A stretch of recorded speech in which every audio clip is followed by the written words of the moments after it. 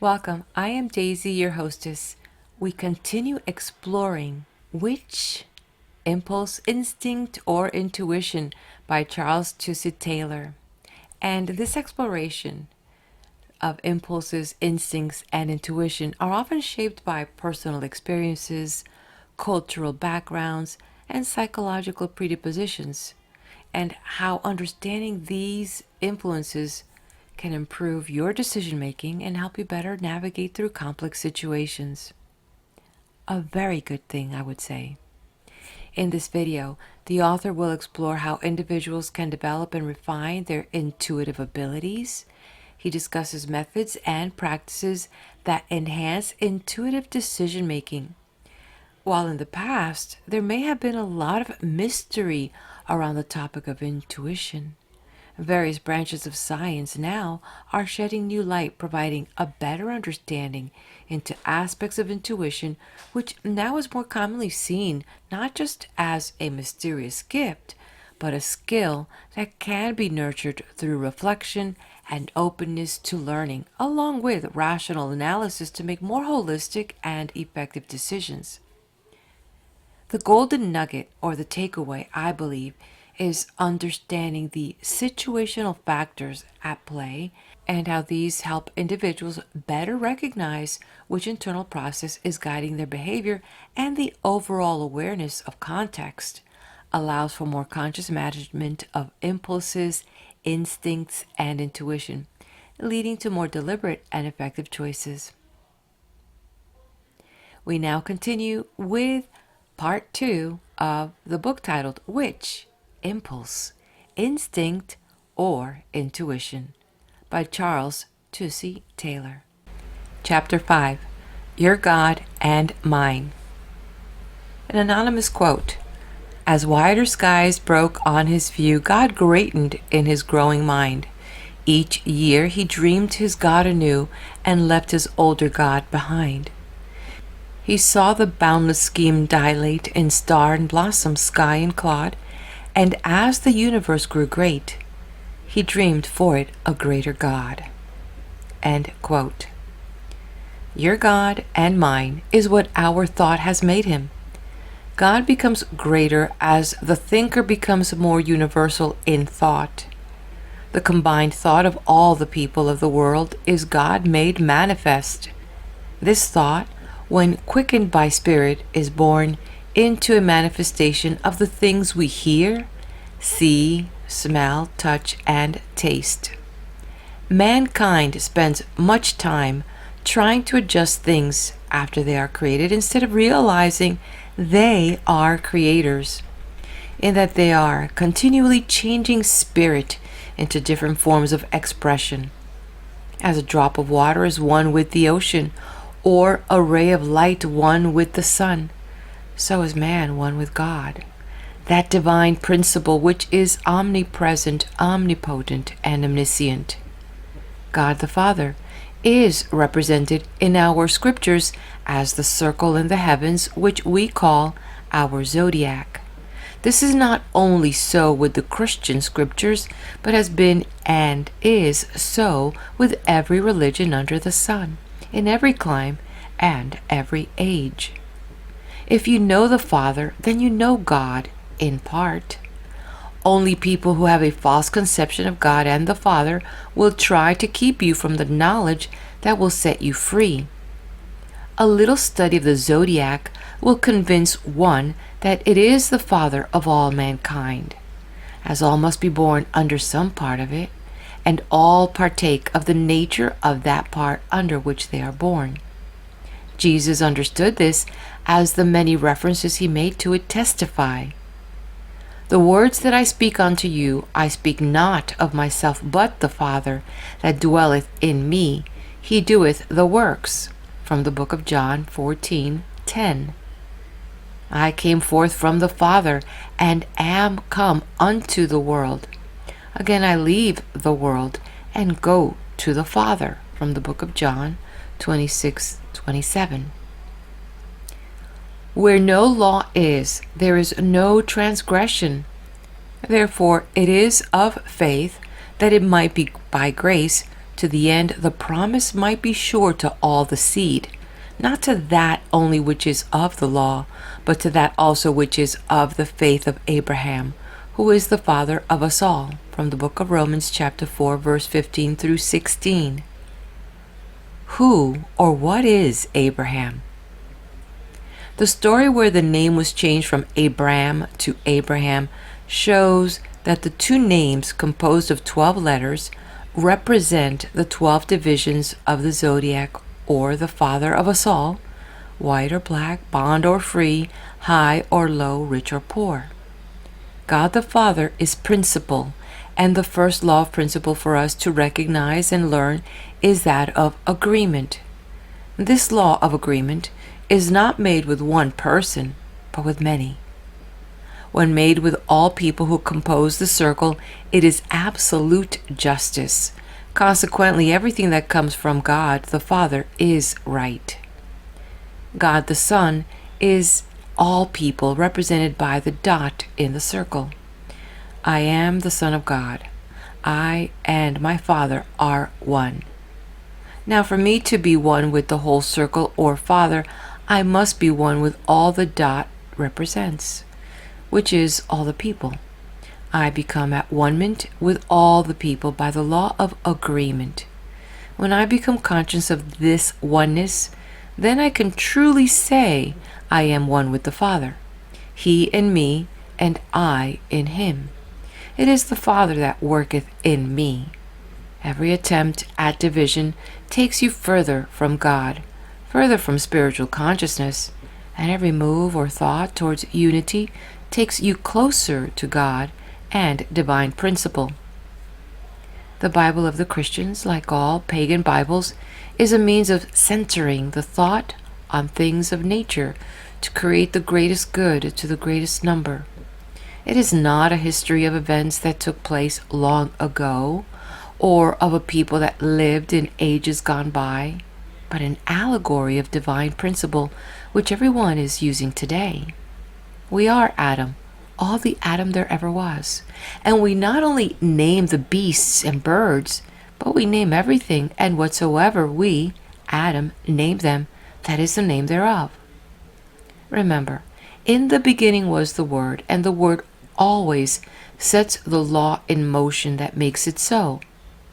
By the word thou shalt be justified, and by the word thou shalt be condemned. God's laws are all passive until set in motion by the Word, and then everything comes into manifestation by the law of agreement. Know then thyself, presume not God to scan, the proper study of mankind is man. All are but parts of one stupendous whole, whose body nature is, and God the soul. To study man or nature, numbers or mathematics must be employed. They are the best means of concentration known. Scientific thinking, when applied to the sun, moon, and stars, as well as to our earth and all upon it, becomes astrology, and this is the foundation of every Bible in the world. The writings of Ezekiel, Daniel, and the other Hebrew prophets are esoteric treatises on the nature of man, thinly disguised as predictions. In them, nations and personages play the same parts that are performed by the heavenly bodies in Revelations. A more beneficial use can be had of the Bible by understanding its foundation, which is the heavens and the heavenly bodies. They are used to explain spiritual matters and mental attainments by the use of spirit and matter. Use demonstrates the value of everything. The value of your thought and mind depends upon how we use it. The Bible is the most useful book ever given to mankind because there has been more thought bestowed upon it than any book ever written, and more benefits can be obtained by its perusal. By having a good mental understanding of the physical body, we can better comprehend and become conscious of the spiritual. There is one mind, which is God. There are several divisions of this one mind, all of which are created by man, the better to explain the effects of certain principles or laws. Individually, we are creators up to the point where we interfere with the right of someone else. When the cosmic mind calls a halt and says, only by agreement can you go further. It now becomes necessary that we should understand that this law of agreement is and how made. Man has divided the great circle of the heavens through which the earth and the planets travel, the apparent path of the sun called the ecliptic, into 12 groups of stars or clusters called constellations, the 12 constellations of the zodiac. The 12 tribes of Israel, they observed that a person born with any particular one of these constellations upon the eastern horizon had a peculiar and distinctive classification of mind.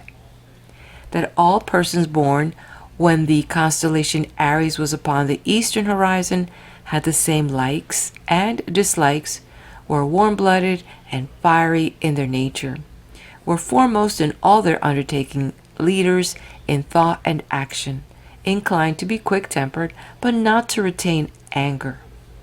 Those born with that cluster of stars called Taurus upon the eastern horizon have an entirely different classification of mind. They can see the comical and amusing side of the most serious events. They have great endurance and energy. When provoked, are stubborn as the bull. The twins have the double nature and are often found running 2 different kinds of business at the same time. So with the others, they were given names and symbols denoting their peculiar classification of mind as follows. There is now an illustration of the signs of the zodiac, the sky man or father. These symbols are referred to in our scriptures in connection with the kiss of betrayal, which in nature is our Indian summer. And Judas betrayed the master for 30 pieces of silver. From the book of Matthew 27:5 says, "And he cast down the pieces of silver in the temple and went out and hanged himself."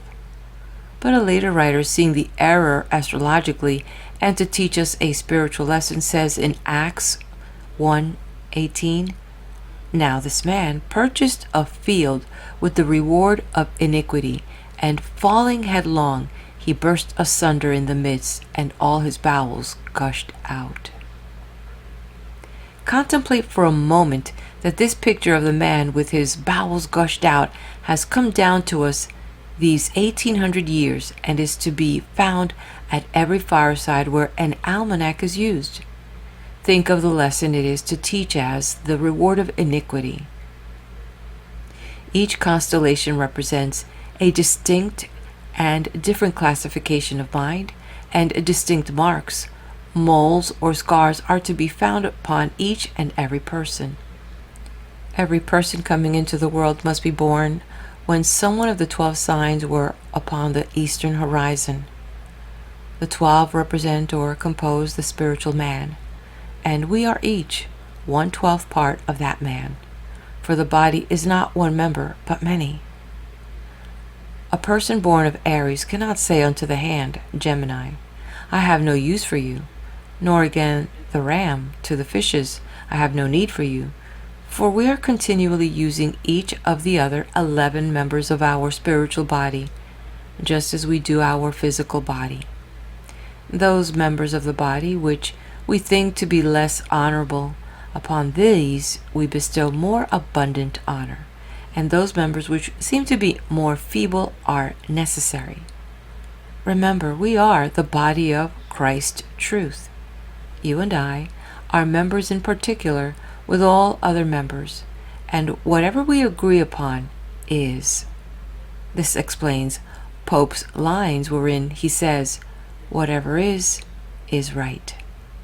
It is right, just as the law of mathematics is right, because everything comes by a just and equitable law, the law of agreement. If we do not like what is, then it is up to us to make it better by making a more satisfactory use of the law. Every time you make a person think better of himself, we have not only benefited him, but through him you have been a benefit to all mankind. Every time you belittle a man in his own estimation, you not only kick him down, but all mankind feels the blow of your direct action, and you have worked an injury on all. Then the reaction comes to you. No one can build themselves up by pulling someone else down. Fear enters the heart of him who tries it, and fear brings its own reward. Probably there never was as much fear manifest in this country as there is today. It makes one sad to think about the harvest.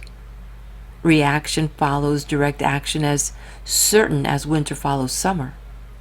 Everything possible should be done to overcome this thought of fear. Repeat as often as you can the 91st Psalm, that 1,000 thoughts of fear shall not come nigh thee, and 10,000 evil thoughts shall fall on stony ground, where they fail to take root and grow into a manifestation. When the act does not have the approval of the subconscious mind, then fear enters the heart. Wherever there is fear, there is sin, the result of a broken command of God. A righteous person, that is right thinking person, is absolutely without fear, for that person knows God is good and all is for the best. There were they in fear where no fear was. Fear is the beginning of wisdom. Knowledge casts out fear. Fear not. Use no negative words. Never say if to God. Do not ask to be healed of disease or poverty, but ask to manifest health, prosperity, and abundance. The word is a seed. It will grow. Leave the how, when, and where to the working of the law. As we are continually thinking, we are continually creating or changing spirit into substance, and substance into physical forms of expression. You can never add to or take from that which is, always was, and ever will be. There is but one God, unity. There is but one mind, unity. There is but one truth, which can be tested. A truth that cannot be tested should not be trusted. You shall know the truth, and the truth shall set you free. Free from what? Free from fear, war, want, physical ailments, pestilence, disease, and every disagreeable condition of life. Yet it is quite evident that many of us lack a knowledge of truth.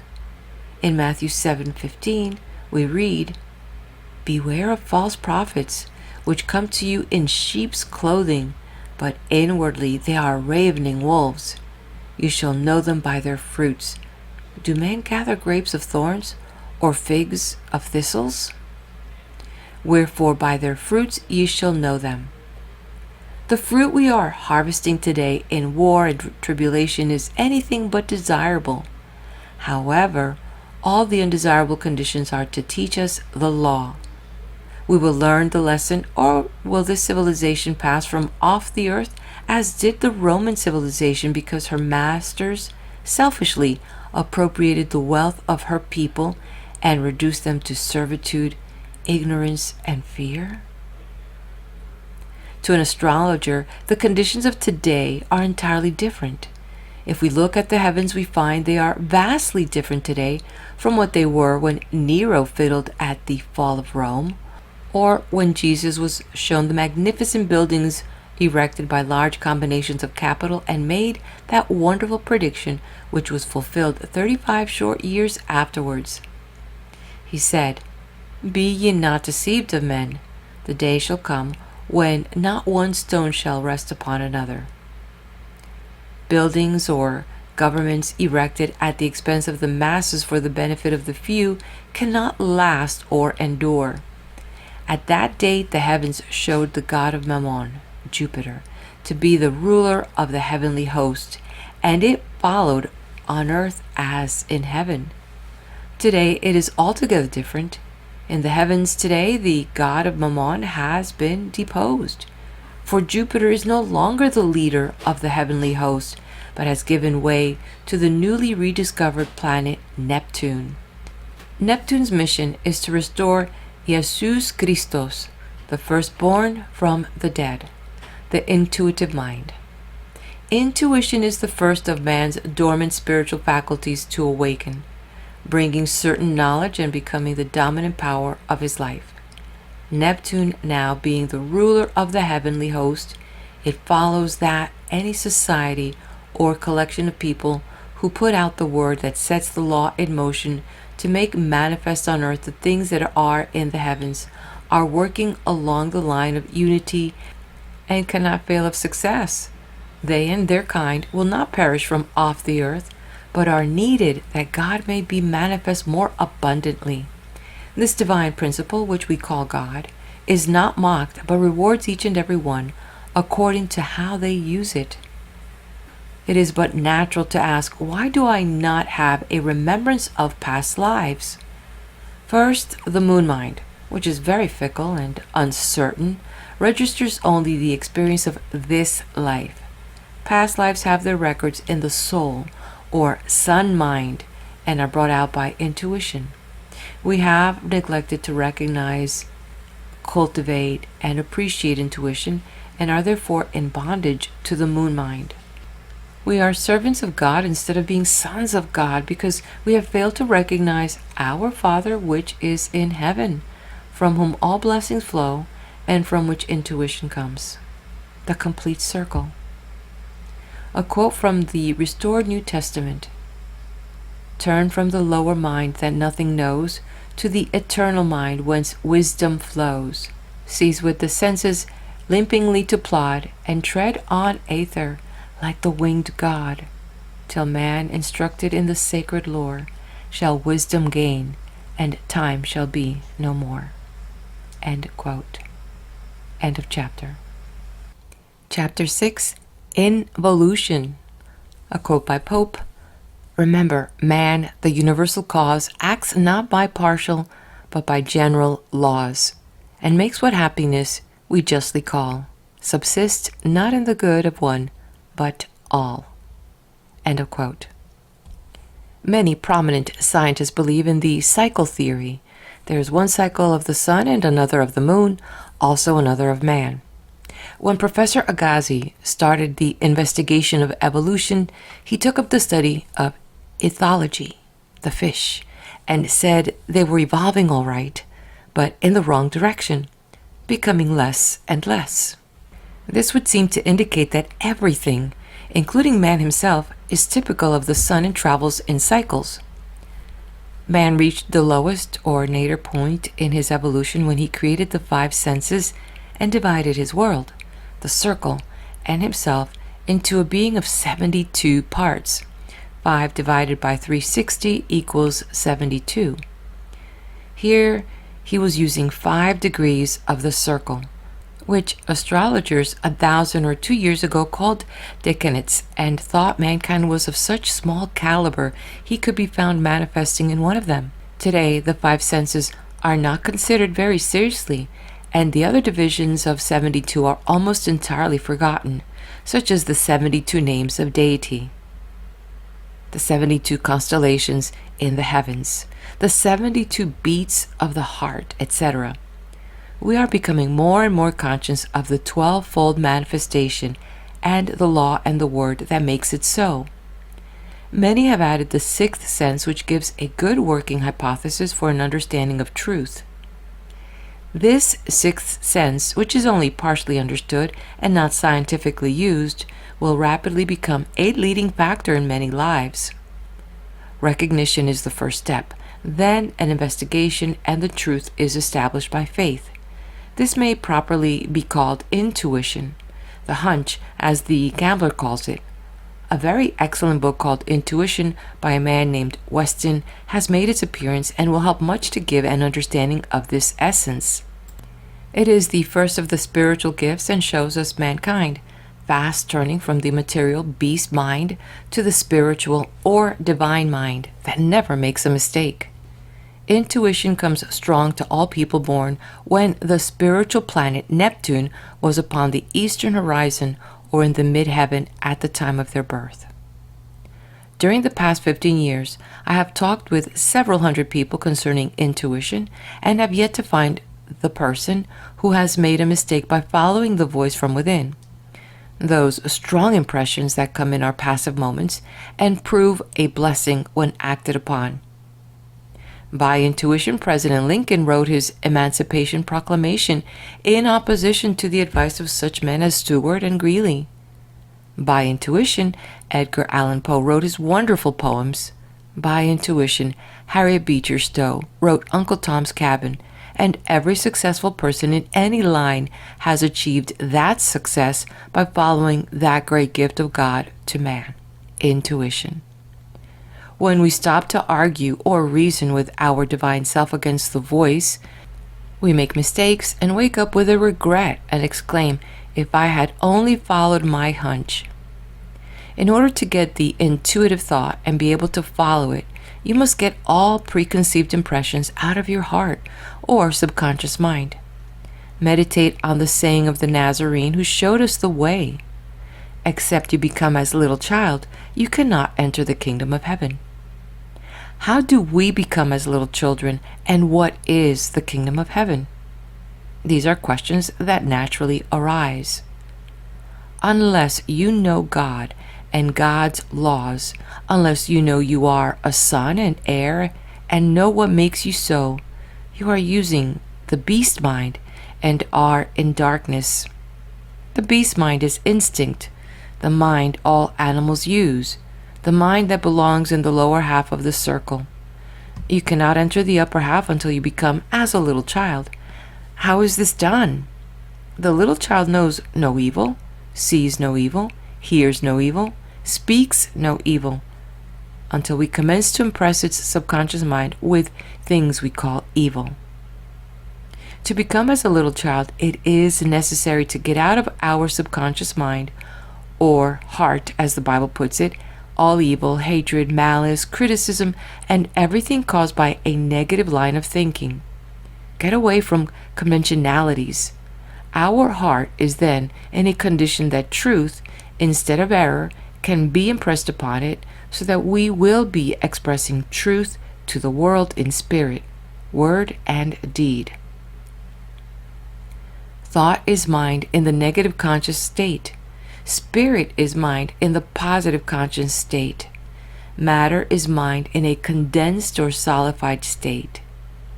Thought is the conception which the spirit mind brings into manifestation. By thinking, you gather the substance which finds expression in some condensed form as soon as your thought has accumulated substance to express itself. Always think of your thoughts as gathering this substance. By doing this, you will become more and more conscious of what you are creating. Your attention being called to the fruits, you realize the seed and will be more often found repeating the 19th Psalm. Let the words of my mouth and the meditation I am impressing upon my heart or subconscious mind be such that in its expression we will be acceptable to all. Everything you impress upon your heart under the realization of the five senses, you express after the manner of the beast. That is why you are using the beast mind. All such creation is a manifestation of the instinctive mind because self is the spirit back of it. Always keep the circle in mind as unity. Work out your problems by the law of agreement. Agree with thine adversary quickly. Take a look at the circle with the dot in it, unity, the perfect man using the whole of the complete circle, 360 degrees. When we lose consciousness of a complete circle and create in our imagination a trinity, we have divided our circle up into 12 equal parts. We still further lose consciousness of God, or a complete circle, when we believe in the five senses. Here we have man manifesting upon 5 degrees of the circle, condemning everything done by the other 355 degrees. Only for a short period did the majority of mankind divide up into being of 72 parts, into a Shem Hamfarash being who believes in worshiping a God with 72 names. These names are shown in the following two cuts, 36 names on each. Besides the 2 tables of stone given to Moses, there were 12 other tables, and the 12th was the table of Shem Hamfarash, a word of 15 letters, which reduces down to 3. 3 divided by 360 equals 120, or 5 divided by 360 equals 72. This is probably the correct spelling of the word, but you see at a glance that Shem, Ham, and Japheth, the 3 sons of Noah, came from this same word, and these 3 sons lived to the age of 120 years and divided the world into 3 equal parts of 120 degrees each. Thus, man got away from his God of 72 names, yet it is surprising how many of them can be found in our present-day Bible. It is not so easy to get in agreement with such a large number, so mankind started his journey back to his Father's house, or unity. He has ceased to use 72 names for his God and is becoming more and more conscious of the law he has used to enslave himself, and is more often found repeating the 46th Psalm.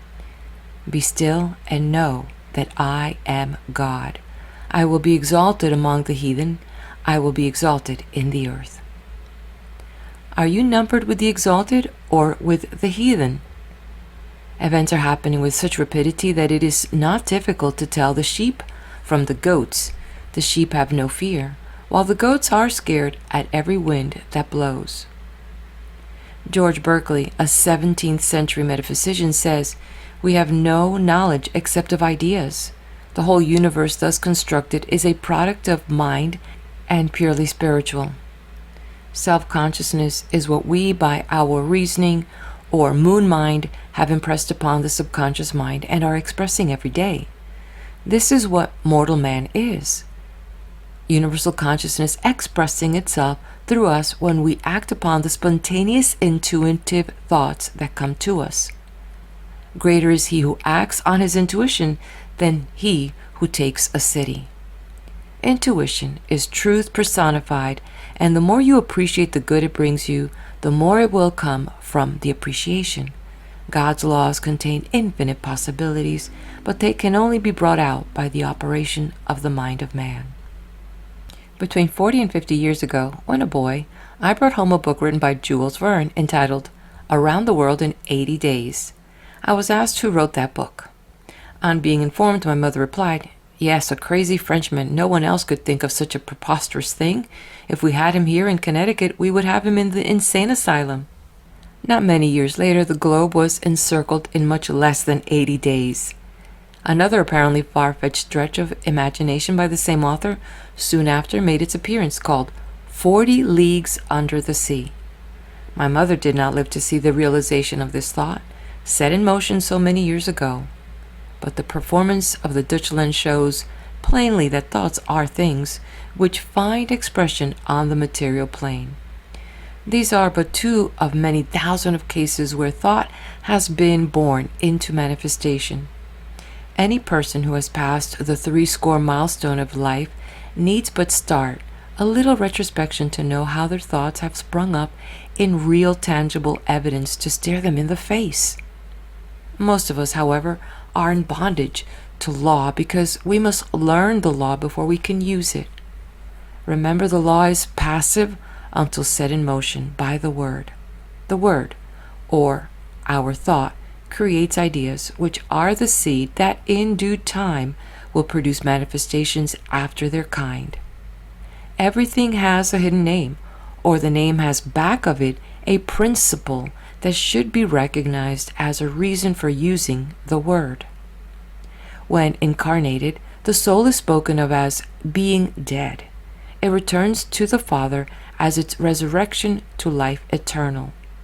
The allegory of the vineyard is a reference of the duality of mind. The intuitive, or sun mind, is represented as the beloved son, who is slain by the husbandman, or the reasoning moon mind. Spirituality is built up by a knowledge of truth concerning mind and matter. Truth knows no fear. Fear is the product of illusions. The moon mind is mental. From this comes all conception. An understanding of its use brings you the things you desire.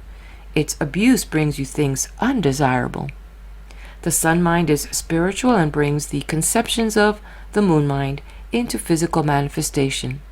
The law governing these two classifications of the one mind is God.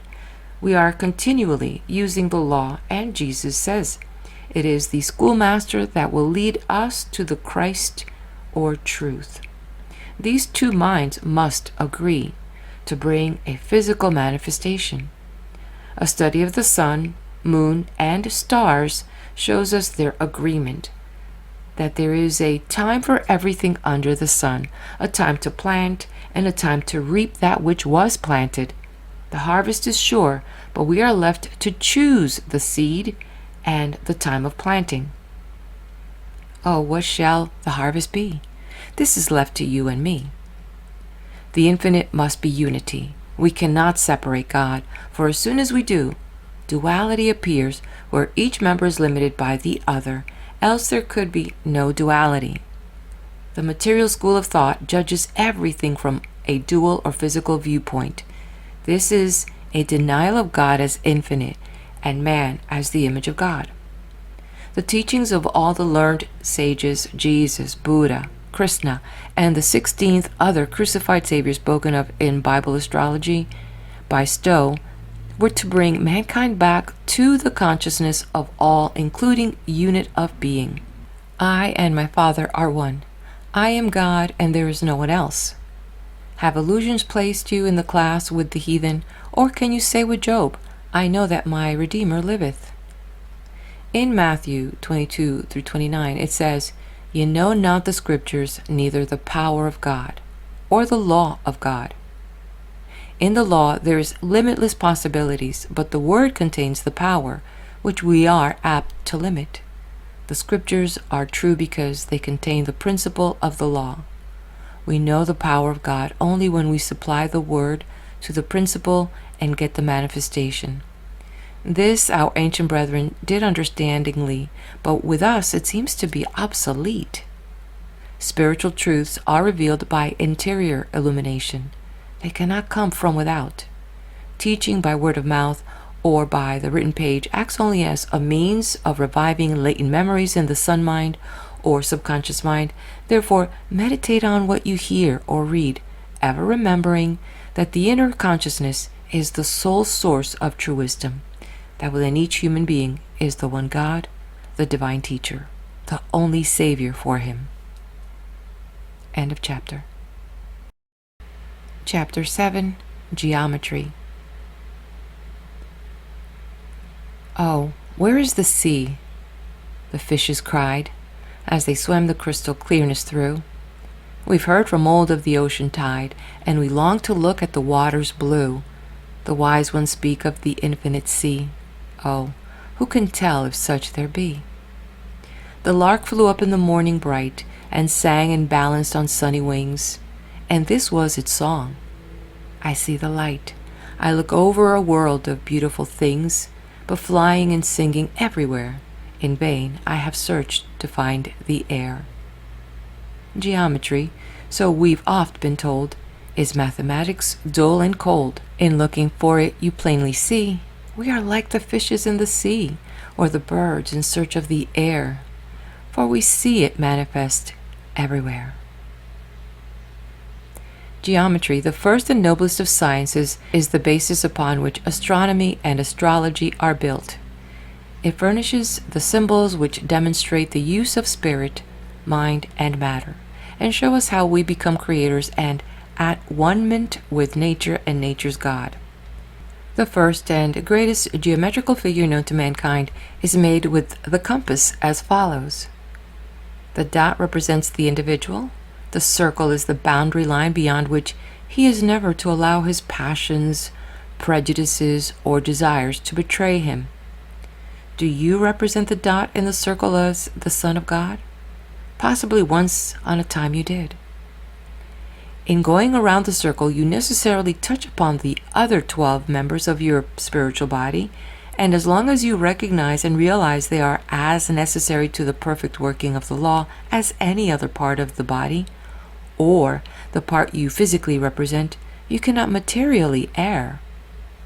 There are 12 foundation stones or divisions to this house not made with hands, which is eternal in the heavens. The foundation stone where the vernal equinox takes place was once upon a time called Boaz, denoting faith.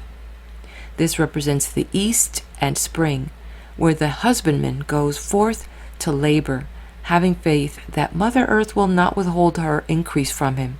It is represented by Aries, the ram of March. In the following illustration, the circle has been divided into two parts by the use of the level. The level teaches equality, for no matter which half you are manifesting on, you are in no wise superior to the other half, for in time all are brought to the same level. Do not make yourself miserable here on earth by quarreling about which is good and which is bad. They are both good. Sometimes we get so wrapped up in self that we lose sight of the fact that all there is of good or bad comes by comparison. When we are manifesting the good, we look at the other fellow and say, "I thank the Lord I am not as he." And when it comes our turn to manifest on the half we have named bad, the other fellow looks at us and thanks the Lord he is not in our condition. As the disagreeable things of life are to teach us the law, there is a twofold reason why we should rejoice at what we term our misfortunes. For we can profit by them, as well as give pleasure to our brother, even though it be as false sense of pleasure. Be not overcome with evil, nor carried beyond a just balance with good, but know there is a time for everything under the sun. We now set up the plumb line in the midst of Israel and divide the circle into 4 equal parts, giving us the 4 cardinal points, north, south, east, and west, also representing fire, earth, air, and water. The highest point reached by the sun in June gives us the summer solstice. This is the keystone to the royal arch where we hope to be bountifully rewarded for our labor, our patience, and our good deeds. We are working on the inside of the circle and dealing with spiritual matters, using the divine mind where equity and justice prevails. As we reach the west gate, we find it represented by Jachin, or the fall equinox and the scales of September. Here we are weighed in the balance and rewarded according to the thoughts we have bestowed upon the different parts of the circle, and become the arbiters of our own heaven or hell. Carpenters use the oblong square to measure and lay out their work. Mathematicians use it to figure the different arcs of the circle. When placed on the circle, it becomes a tangent. See the following illustration. Note that it starts from the individual and runs away from all mankind, from the soul of things to the 1,001 non-essentials that go to make life full of trials and tribulations. When things appear to be going wrong with you, examine yourself and see if you are not off on a tangent. If it is not good for all the people who compose your circle, you evidently are. Such being the case, get back to unity, something that is good for all. When we run off on a tangent, we are using the beast mind only and can make no agreement whereby our condition can be improved. Tangents, or oblong squares, may be useful to teach us the law and to show man that of himself he is nothing, that only by agreement can he progress. If we add the tangent to each of the 4 cardinal points, we have the following. This is the way it was presented when Ezekiel wrote his description of it. Ezekiel 1 through 10. As for the likeness of their faces, they 4 had the face of man. Aquarius, the waterman, is the only man in our zodiac, and the face of a lion on the right side, Leo. The lion is opposite the man, and they had the face of an ox on the left side, Taurus, the bull or ox. They 4 also had the face of an eagle. The constellation Scorpio, the scorpion, was often referred to as the eagle.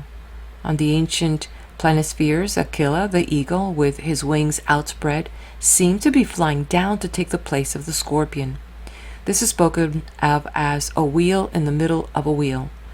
So I judge it was the square which we must all pass to receive intuition.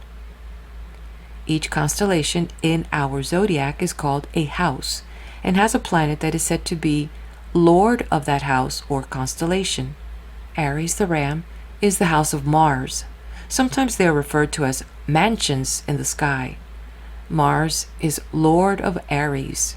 Leo, the lion, is the house of the sun. It is sometimes spoken of as Leo, the lion of the tribe of Judah and the mansion of the sun.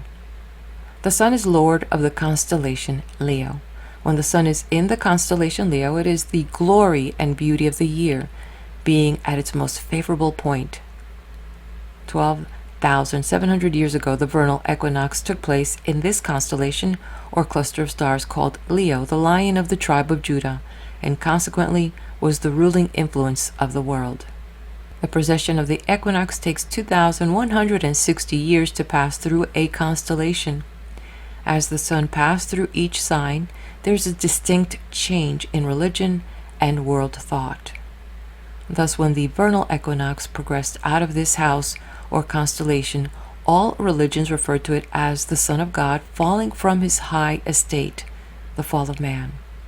The vernal equinox has about reached a point opposite the house of the sun, its extreme nadir point, and is about to enter the house of the man, or the constellation Aquarius, the waterman, giving us the Aquarian age. As the precession of the equinox starts back up the mountain to regain its most exalted position, the coming religions of the world will refer to the rise of man instead of his fall. The human race will become more and more conscious of the upward trend in their evolution. Each year, they will recognize more and more the brotherhood of man, whereby they are centered into one common mass, where the injury to one is the concern of all. Believe thou this? The 12-gate city of God's abode contains the perfect square referred to in our scriptures. It is the one contained in the circle with the 4 triangles.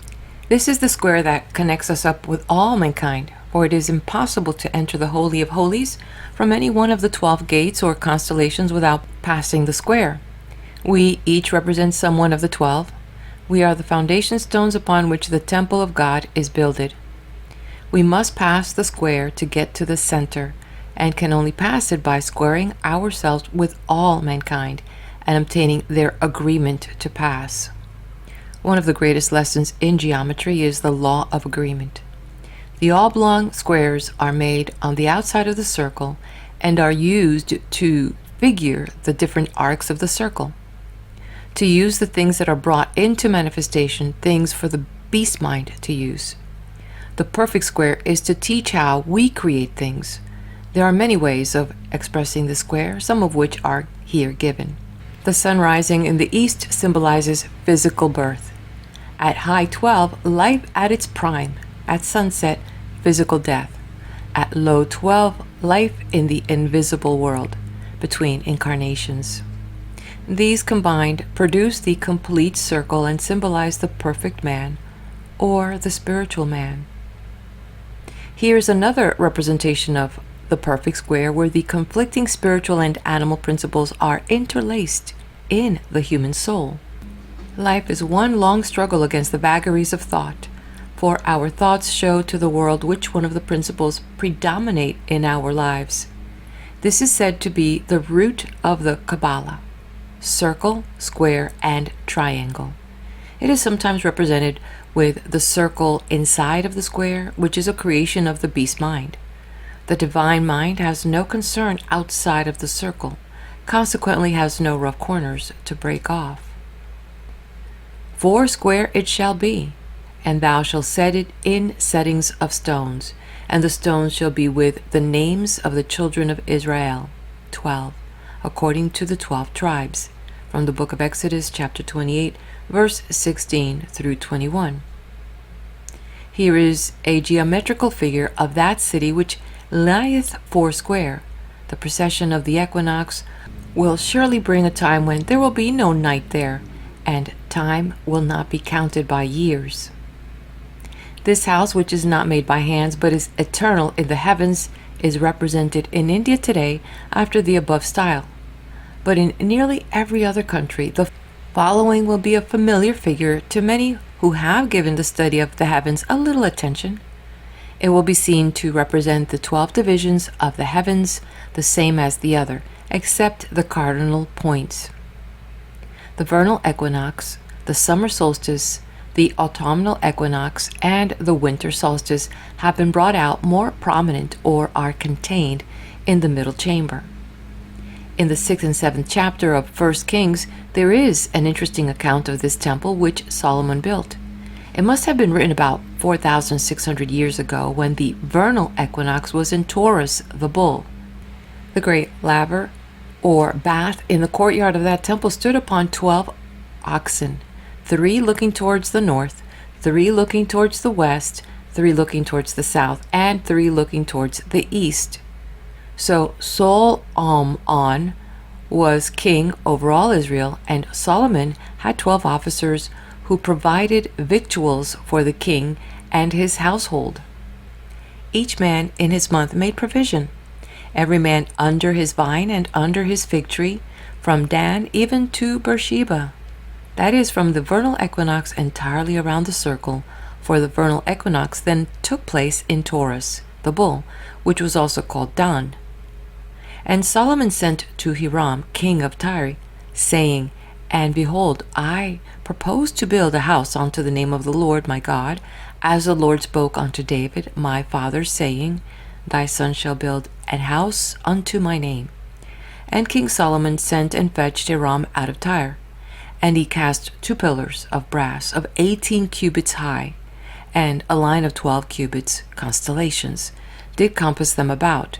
And he set up the pillars in the porch of the temple, and he set up the right pillar, and called the name thereof Jachin, and he set up the left pillar, and called the name thereof Boaz.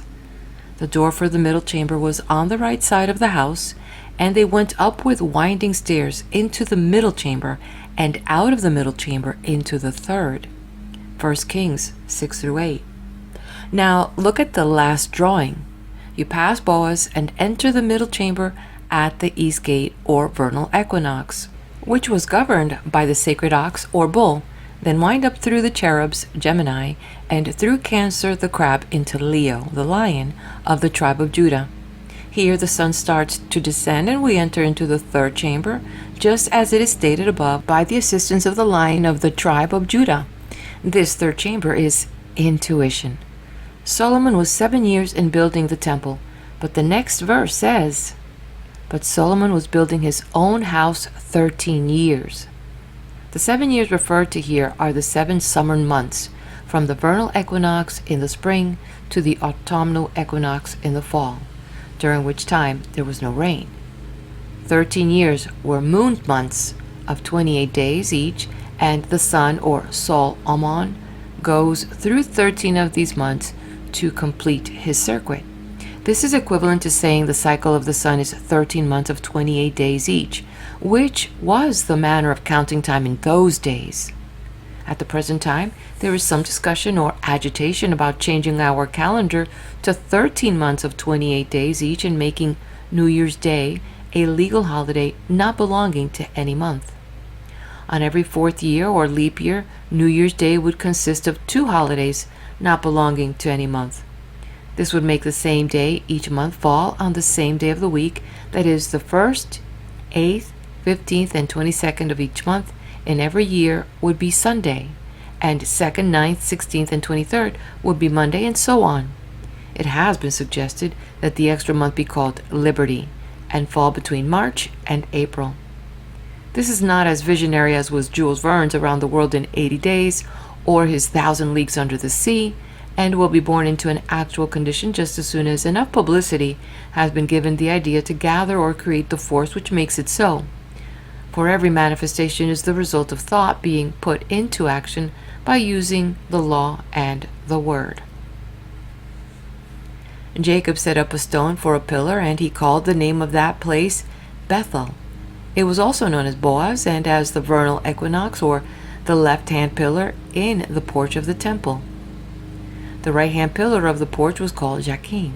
These two pillars, the one on the left and the other one on the right, are those upon which the world is hung, or those upon which the heavens rest. They represent the vernal equinox of March and the autumnal equinox of September, and run through all sacred writings of all peoples under various names. As we pass from summer to winter, September 21st, the sun in Virgo, the Virgin sinks below the equatorial line into the sea in the west, and as the Virgin looked back at summer, she was turned into a pillar of salt as Lot's wife. Virgo was the elect lady spoken of in the second epistle of John. And now I beseech thee, lady, not as though I wrote a new commandment unto thee, but that which we had from the beginning, that we love one another. Love is the fulfilling of the law that brings us back to unity or God. The most deplorable thing of all is the lack of understanding regarding these things, and how the wise old serpent wound himself around these two pillars and has been exploiting mankind ever since. Take a look at the two pillars with the serpent coiled around them, and you will see why it is so difficult for a rich man to enter into the kingdom of heaven. We are all bound by the things we try to control. In the old myths, these two pillars were supposed to uphold the heavens, and this serpentine symbol tells the story why the world, according to prophecy, has been bound for 1,203 score years. We have been worshipping the god of Mammon, but the time shall come, and now is, when the power of the serpent shall be broken and the god of Mammon deposed. This has already been done in the heavens, as every well-informed astrologer knows, for Neptune, the spiritual planet, is now ruler of the heavenly hosts, having taken the place of Jupiter, the god of Mammon. The triangle placed upon the top of the square is said to represent the descent of spirit into matter, which of course is only figurative, for matter is spirit, or another name for God made manifest. Here the triangle is represented as having been turned down, the point reaching the dot in the circle, the Holy of Holies, or unity. The square is not equally divided, and in justice to all, the other three triangles must be added to fulfill the inevitable law of agreement, giving recognition to the four elements, the four seasons, the four corners of the earth, and all other divisions of four. The temple was foursquare and had a great and high wall with 12 gates, and at the gates 12 angels, and names written thereon, which are the names of the 12 tribes of the children of Israel. On the east 3 gates, on the north 3 gates, on the south 3 gates, and on the west 3 gates. And the wall of the city had 12 foundations, and in them the names of the 12 apostles of the Lamb. See Revelation chapter 21, verse 12, 13, and 14. The names by which the 12 tribes of Israel, or the 12 apostles of the Lamb, are known to the uninitiated are found in our common almanac, and when they see them in Holy Writ or secular writings, they have no conscience-working idea of their meaning or the benefits to be derived by a knowledge of the truth therein contained, the truth that would set them free. This is only a modification of the perfect square set with the stones that give the names of the 12 tribes. You will see this square without the characters thereon in many of our modern buildings. Mankind is drifting from illusion back to truth under the influence of the newly rediscovered planet. Jupiter, the god of Mammon, has been deposed. The spiritual planet Neptune has been exalted as ruler of the heavenly hosts. May its influence be manifest on earth as it is in heaven. A writer on the origin and symbols of Masonry, in describing Aaron's breastplate, refers his readers to Exodus 28:15 through 21, and then gives the following. He is evidently working with the oblong square and still in darkness regarding the perfect square. The author of Exodus, however, had progressed in that science that is taught by degrees only. so far that he was through with tangents or oblong squares, and knew whereof he wrote. 4 square it shall be, being doubled. A span shall be the length thereof, and a span shall be the breadth thereof. And thou shalt set in its settings of stones, even 4 rows of stones. And the stones shall be with the names of the children of Israel, 12 according to their names, like the engravings of a signet. Every one with his name shall they be according to the 12 tribes. Exodus 28:16 through 21. The original significance of breastplates is to ward off unfavorable thoughts, a defense in time of trouble. To be effective, it must recognize the circle and take in all the 12 divisions. That of Aaron's was to prepare us for winter and to show whether it would require much or little to carry us over that arc of the circle which it represented. The following is the manner in which Aaron's breastplate was made 4,000 years ago. The priests of India to this day make their horoscopes after the same manner. They place only the rising stone or constellation in the first square, and are supposed to be well enough versed in the science and order of the constellations to know where each one is in the map. I now give Aaron's breastplate of judgment, as a 20th century astrologer gives it, for the fall equinox 1919, as Aaron represents the winter sun. The judgment can be found in Raphael's Almanac for 1919, page 41, and is as follows. The autumnal quarter, the sun in Libra, September 24th, 1919, at 2 hours 36 minutes a.m. The sun enters the sign Libra in the early morning of September 24th, when Mars will be rising in the sign Leo and Uranus setting in Aquarius. Jupiter and Neptune are conjoined in the 12th house.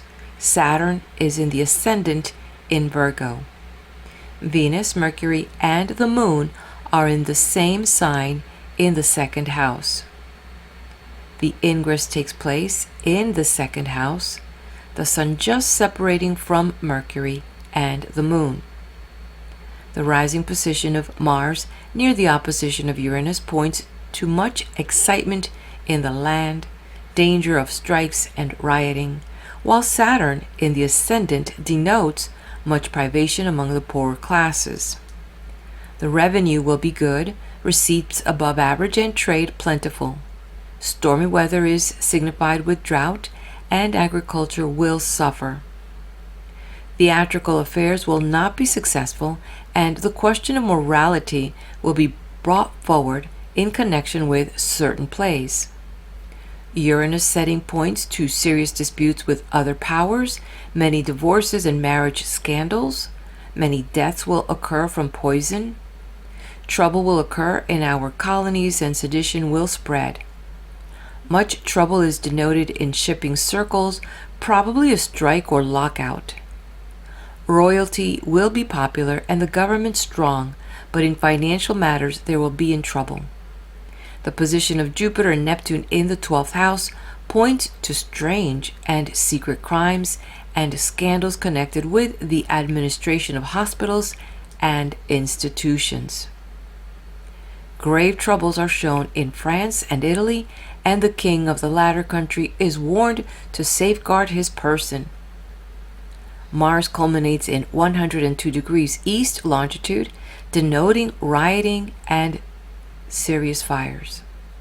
In 78 degrees west longitude, it is on the nadir, producing seismic troubles and violent storms. Volcanic eruptions are denoted in South America. Uranus is on the nadir in 110 degrees east longitude, denoting earthquake shocks. It is culminating in 70 degrees west longitude, a warning to rulers and civic dignitaries in that part of the world. Saturn in Virgo will bring troubles to Switzerland and the West Indies. At Washington, the ingress takes place in the 5th house, with Venus, Mercury, and the Moon therein. Educational affairs will be prominent, and theatrical ventures will be successful. Mars is almost exactly on the cusp of the fourth house, a warning against fires, tornadoes, and incendiarism, and Saturn in the same house threatens inclement weather. Neptune and Jupiter are conjoined in the third house, denoting much trouble in connection with railway and postal affairs. Uranus culminates near the opposition of Mars, denoting danger to the president. Note: the horoscope for Aaron's breastplate is put up as any good astrologer would make a map of the heavens for the date and place given, with the east horizon on the left and the south at the top, while most of the maps in the volume are given with the east at the right and the north at the top to make them easier of comprehension, for we have all been taught towards the top north, the right hand east, and the left hand west. In our scriptures, the lesser light is referred to as the denial of evil, and the greater light is the affirmation of truth. Truth about God and man as his image and likeness. This is also referred to as the rod and staff. The Bible is a textbook for those desiring to know something of the esoteric side of astrology. You may have heard it said by some disbelievers that you can prove anything by the Bible, but this I deny. It would be just as reasonable to take the police court records of this nation and say you could prove anything you wished by the Constitution, which is the foundation upon which this government rests. The foundation of the Bible rests upon the covenants, and the remainder is a history of what the people did under those covenants. Paul said, "What does it matter if they were written by men, so long as they have been confirmed?" Everyone should know how they were confirmed. Geometry, astronomy, and astrology are synonymous terms when it comes to a practical working principle, 3 in 1. Geometry is mathematics applied to astronomy. Astronomy is the position of the heavenly bodies and our Earth as figured by geometry. Astrology is the practical application of the two as to the times and kind of influences, such as summer and winter, the length of the days and nights.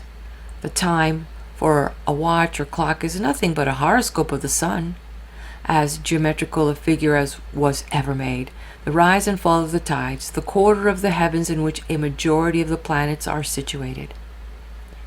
The 7 lamps before the throne: Mercury, Venus, Moon, Sun, Mars, Jupiter, Saturn.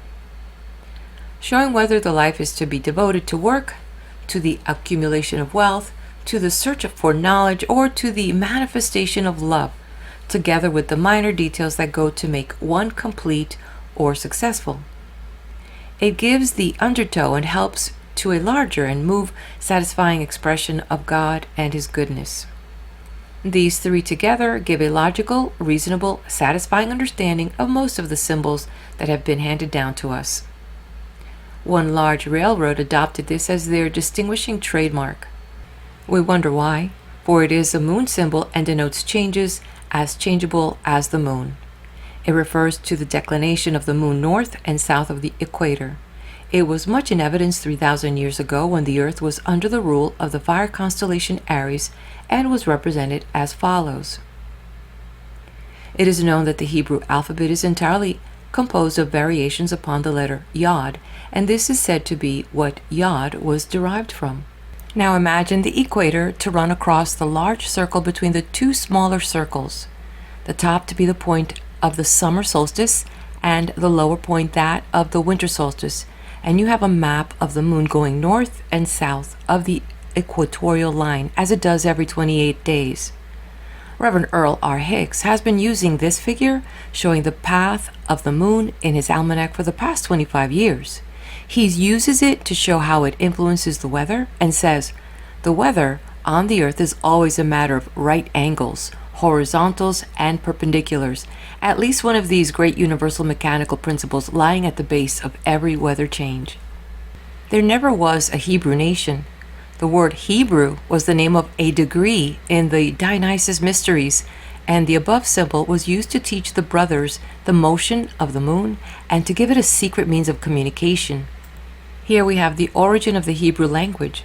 The words Christian, Jew, Israelite, and Hebrew were names of degrees. The Dionysius mysteries had initiation by water, which was a psychic degree, and lunar, initiation by fire, which was a neotic degree, and solar, initiation by earth, a representative degree, planetary, initiation by air, a spiritual degree, stellar. In the 18th chapter of Acts, it states that Apollos was a Jew, though born in Alexandria in Egypt, an eloquent man and mighty in the scriptures. But Paul, who was a Jew, though born at Tarsus, a city in Galatia, was a Hebrew as well as a Jew, just as a higher degree includes the lower one. Paul, the Hebrew, therefore took Apollos, the Jew, and expounded to him the way of God more perfect. I presume it was not necessary to teach him. The letter killeth, the Spirit giveth life. Paul himself was proceeding through his degrees, or following after, as he drolly described it, that he might apprehend that for which also he was apprehended of Christ Jesus. From the book of Philip 3:12. A much more sane, reasonable, and beneficial understanding of the scriptures can be had when you have solved some of the simple problems in geometry. About this period of the world's history, horoscopes were marked on the trestle board, like the following, which is a geometrical figure of the heavens for the birth of the author. By the use of that valuable and useful instrument, the compass describes the circle around this cut, and you see the planets in their north and south declination. As many persons are interested in this grand and noble science, some of whom will be anxious to see a map of the heavens for one writing upon the subject, I give the date from which it was computed: December 21st, 1856, 6 o'clock in the morning, latitude 40 degrees 30 minutes, north, longitude 73 degrees 40 minutes, west, right ascension of the MC 180 degrees of arc, showing the birth as taking place at the bottom of Noah's ark, or the right ascension of the ascendant being 270 degrees of arc. However, the ascensional difference being 22 degrees 40 minutes makes the ascendant 7 degrees 20 minutes of the sign Sagittarius, having the mentality of the people belonging to the tribe of Benjamin. Others have different arrangement of the 12 tribes. I took my starting point from the 49th chapter of Genesis, wherein it says, Reuben, thou art my firstborn. And Reuben I gave to Scorpion at the fall equinox. This arrangement agrees with the marks, moles, and scars upon people as they exist today, and the description seemed to fit remarkably well. This gives Gad to Aries, Dan to Taurus, Issachar to Gemini, Zebulun to Cancer, Judah to Leo, Levi to Virgo, Simeon to Libra, Reuben to Scorpio, Benjamin to Sagittarius, Joseph to Capricorn, Naphtali to Aquarius, and Asher to Pisces. The compass and protractor. The compass is a mechanical instrument for drawing and dividing circles. The protractor is also a mechanical instrument for dividing the arcs of a circle. In the above illustration, the compasses is set to represent 30 degrees, thus dividing the circle into 12 equal parts. Typical of the 12 types of people born under the 12 constellations, as symbolized by the spiritual man pictured in our almanacs. When we become masters of the 30 degrees, which we represent, and are not swayed by our desires, impulses, or prejudices, nor carried beyond a just balance by honor, success, or praise, then we are past masters in the art of self-control and are fitted to govern and instruct the remaining parts of the circle. When the triangle is formed, the point is raised, and this makes 120 degrees in each segment or arc of the circle. This gave rise to the story of Noah and his 3 sons, whose average age was 120 years, which, when added together, make a complete whole, or unity, from whence we have all descended, and from which all blessings flow. As the wheel is the most beneficial invention of man, so the circle is the greatest of all spiritual symbols, and the instrument that is used to make the circle should be of special interest to all lovers of divine principles. They should devote some of their time to its study. A friend of mine, who is an inventor, a mechanical engineer, and a mathematician, says every problem in mathematics can be solved by the use of the dividers. The ancient Scandinavian people, to whom the honor of naming the days of the week was given, used the compasses to make their horoscopes with, and they were as follows. See the diagram on display. Here is wisdom. Let him that hath understanding count the number of the beast, for it is the number of man, and his number is 666. From the book of Revelations 13 through 18. Wisdom comes from doing things and then meditating upon the law governing the things you do. Everything in this world is the result of thought. What is, has been, thought into existence in the concrete form we call matter. The following are some of the things to put into practice and gain wisdom. The object of the following statement of being is to create a manifestation of spirit over matter. Life is made up of affirmations and denials, and it seems impossible to get away from them. Some teachers do not recommend the use of denials, but Jesus used them in a moderate degree. Say 3 or 4 affirmations to 1 denial. Of course, it is better to forget than to deny. Confucius once said, "It does not hurt you a particle to be wronged or robbed if you do not think about it." It is the thought that works the injury. When an unfavorable thought comes up and you cannot forget it, then say as the Master did, "Get thee behind me, Satan," or "There is no evil to harm anyone. I am fearless because I am one with the Father." In your denials, avoid naming things as much as possible. In your affirmations, name things and make your demands positive. The following is a good statement of being which, by repeating daily or as often as possible, you will impress upon your subconscious mind or heart and then express it to the world. The first and last sentence we have engraved on our money. In God we trust, because God is immortal spirit, divine principle of life, love, wisdom, and truth. May we realize and manifest thee more and more, that we may glorify thy will. May thy righteousness prevail on earth as it does in the heavens.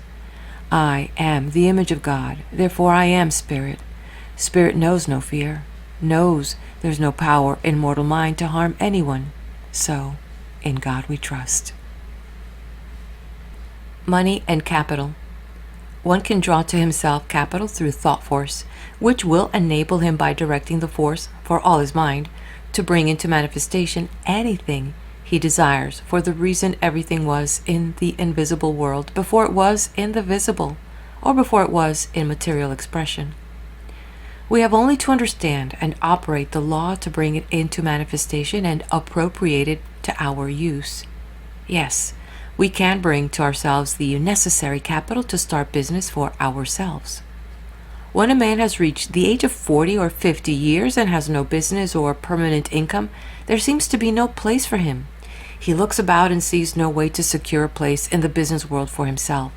He is practically helpless until he comes into the understanding of the law that attracts to him money, a principle of right thinking as scientific as that the needle gravitates towards the pole. In the old way, a man had to save penny by penny until he had sufficient money to start a business. Now we have learned the law that will never fail, but which for a certainty will bring you just what you want. Now we find we have a bank to draw from which will honor every check, if we meet the condition. We find there is a source we can draw from with absolute certainty. There are some who do not desire the responsibility of business. They prefer to serve another, to follow the instructions of another. The law will not work for those who are not willing to take the responsibility and assume the care of a business for themselves. They must assume the responsibility if they desire to draw from the universal supply. We can draw from the supply with freedom, but the law demands responsibility before asking for money with which to start a business. Now, a live man or woman is not satisfied to work for someone else. They must be and want to be in business for themselves, where they can apply, in a greater degree, the working out of law, and where they can exercise their freedom as they cannot in the services of another. When one finds that he has the power within himself to draw any amount of money or capital he wants, for any purpose, he certainly should be ready to assume that responsibility, the power, and the privilege demand. Everything is within the law for him to draw from. It makes no difference to the law whether a man uses his opportunity or not. The supply is there, and the individual is free to do as he chooses. Before drawing capital from the supply, man must be equipped for the business he wants the capital for. I sent out the thought and the money came in response. You send out the thought and the money will come in response. Now the questions come. How can we do this? How can we draw to ourselves money to be put in a business or to do anything with? How can we get it without any equivalent in labor or a promise to pay or give some security for it? First of all, get in the right state of mind, a passive state, then send out the thought containing the right combination and nothing can keep it from you. Find out just what you want. Never ask for money until you are absolutely certain that you know just how much you want and the exact business you want it for. One thing at a time. Study the law of exactitude. Then send out the thought. This will bring money for business only. Do not let anyone say he is handicapped and cannot succeed in anything. We have the power right within us to bring to ourselves just the things necessary to make our lives as successful as need be. We can be just as happy and just as prosperous as we want to be. We all do the very thing that places us right where we find ourselves to be. No one need work for another longer than he wants to.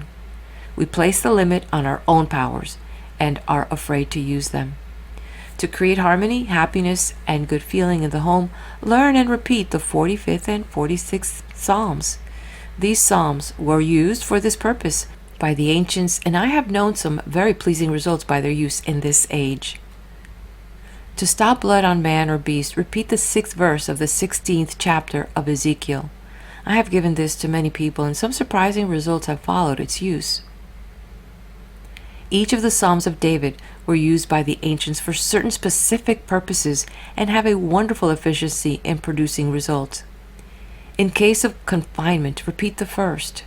Much benefit will be derived by often repeating the following: the 15th, 25th, 91st, 100th, 129th, and 133rd.